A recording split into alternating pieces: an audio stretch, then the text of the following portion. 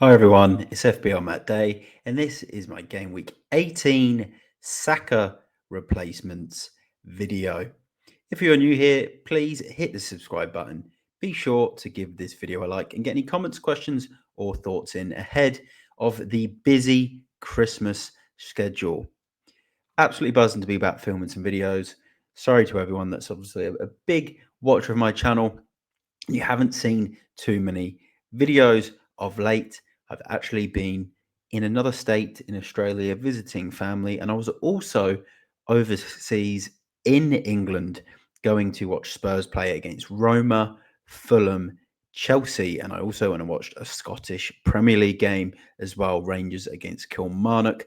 Didn't see a Spurs win, but if you've still been following my channel in the meantime, whether it's here on YouTube, TikTok, or Instagram, you would have seen I've been doing quite a few shorts. So I've still been giving my player recommendations and my captains on there. So go and check them out as well. And I've been on X or Twitter every now and then as well at FPLMattDay. So that's where I've been. But there's going to be good few videos before Game Week 18. It's going to be videos for Game Week 19 and all of the Christmas breaks.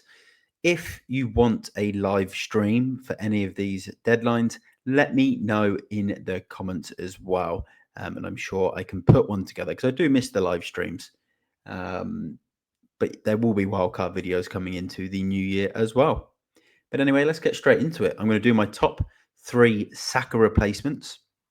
And every one of these Saka replacements is within budget as well. So I'm going to start off with my third pick all the way down to my second and first pick. So let's share the screen. I'm going to share it from the Fantasy Football Hub website as well, as the data on this website is really, really good. And number 3, one of the men of the hour, Luis Diaz, 4.4 points per game, which you can see there on the screen. We'll zoom in that a little bit more. An expected points of 4.13. Expected goals, 0.4. Expected assists, 0.2, which isn't too bad. So that's his current assists, expected assists of 0.08 and 0.36 for expected goals. We'll go over to his maps. Really solid expected FPL points. He's been so consistent this season when he has had the minutes.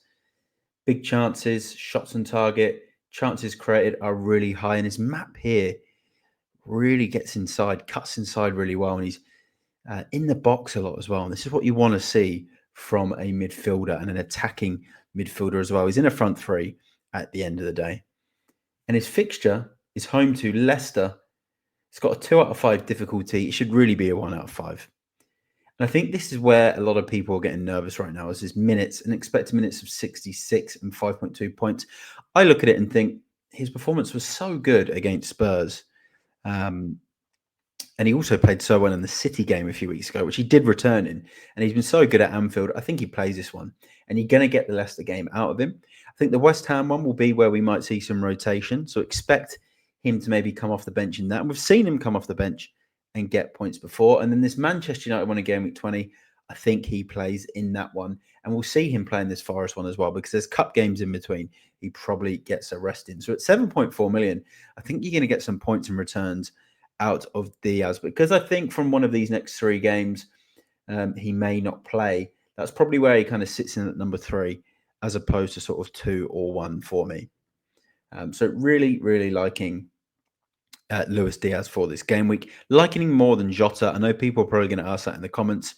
I just think he's a little bit more durable this season, and he's coming off the back of a really good performance as well. And he scores goals. You get a lot of points from goals from Luis Diaz. So that's my third pick. My second pick, you can see me type in his name here. It's going to be a player from my own side. And I know Spurs are not winning games, but this man, for me, he's flying under the radar. Dejan Kulusevski, 5.17 points per game is pretty impressive. He's only got an expected points of 3.73. That's probably because he's kind of getting you 7 points, 6.7 points. He's consistently getting points without actually hitting that double kind of figures. But I do feel like he's due that lately. We'll go to his heat map, and this is where it's really impressive. Chances created. Sorry, this isn't his heat map. We'll go to his heat map in a second, but this is his his other map, and his chances created is really high. Pretty good for expected points. Shots in the box, shots on target, shots, touches in the box is really strong. And look, his heat map's absolutely everywhere. And this is where you know you've got a creative, consistent, and an FPL asset that I think is actually ready to explode very soon. I think once Spurs get some players back over the course of the season, and he can be allowed to just do his job of attacking. I feel like right now there's a bit of burden on Spurs players where there's just so much pressure being put on that midfield and defence. And I feel once that kind of gets sorted out, these assets like Kulusevski are going to be getting bigger scores. And look at that map. He's all the way across here, all the way on this right-hand side, getting in some really strong positions. And his fixtures. And this is the other big thing as well, is expected minutes in his Spurs side right now. He's one of their best players. So he's got an 88 expected minutes, 4.5 points in the upcoming game against Forest. But this is where it's really good for him. 2 back-to-back home games here against Wolves and Newcastle. Newcastle being a team that he's actually got a good record against historically. And then Wolves at home, you don't know what you're going to get from them at the moment. They'll probably get a new manager bounce, I expect. But again, we did see them win 3-0 at Leicester. But good fixtures, in my opinion, I think, these next 3. Forest is tricky, but he did score there last season. And he is consistently providing points at the moment. And he's 6.4 million. And he's very low owned. He's currently under 5% owned. I think that will change. We'll go down here to his recent game week performance. Look, 6 points in game week 12, 1 in 13, and 2 in 14, but then 7, 8, and 7 over the last few game weeks. His best points was 16, which was game week 38. I don't know why we've got that up there. Sorry about that, everyone. Best points this season is game week 6 with 11 and game week 8 with 9. So we haven't seen too many of the big scores, but I feel like it's coming. Dejan Kulusevski. Number 1, it might be a bit of a surprise considering he did blank in the most recent game week, but I still think Bruno Fernandes is the best Saka replacement. 5.18 points expected, 5.5 points per game. We have a look here. Strong expected FPL points, strong shots, okay shots in the box, big chances created, and chances created is good. 3 balls and final third passes is good. But I think the amount of shots he gets on goal, he could have come out of that Bournemouth game with 1 or 2 goals. And then his map here, he's just everywhere in this final third. On pens as well. Go down to fixtures. Wolves away. 3 out of 5 difficulty, but you can imagine there being quite a few goals in this one. You'd always back Bruno in any given home game. And the Liverpool away games where it gets tough. Southampton in 21, it is a bit further away. But his minutes is where it's consistent. I was still very surprised when they brought him off in the Forest game a few weeks ago when United were trying to get that equaliser. For me, minutes are consistent. He's on pens. He's getting shots off. United aren't the best performing team like Spurs, but they're still, can score in any given game. And these are the sort of players you want, all action players. So for me, Bruno Fernandes is the number 1 pick when you're looking to replace Bukayo Saka for game week 18 and onwards. Saka is out, and I should have mentioned this before, is potentially out for 3 months.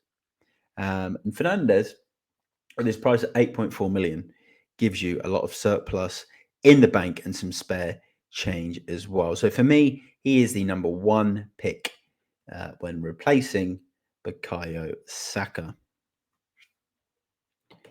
So we'll stop sharing screen. I hope you enjoyed this video. Let me know if you've got any questions in the comments. Please give this video a like and subscribe if you are new. Sorry about that. Subscribe if you're new. Everyone that subscribes that is a new watcher, it really, really helps. And also check me out at FPLMattDay on Instagram, on TikTok, and also on Twitter/X. I think we'll just have to start rolling with X soon. And give me a follow if you want to.